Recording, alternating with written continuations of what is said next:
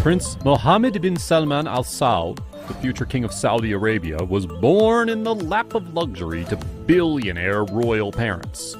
The crown prince is currently living his best life as one of the richest people in the world. Here are some details about Mohammed bin Salman's billionaires and all kinds of different assets. Prince Mohammed bin Salman is also the owner of Saudi Aramco. This is a massive state-owned oil company that has become the most valuable company in the world when it went public in December 2019.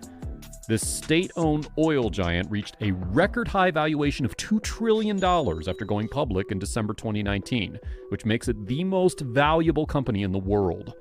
It outstrips the market capitalizations of the biggest U.S. corporations. This includes Microsoft, Apple, and Google's parent, Alphabet. Fun fact, this company is also worth more than Berkshire Hathaway, Facebook, and Amazon combined. Saudi officials had been seeking a valuation of $2 trillion for the company,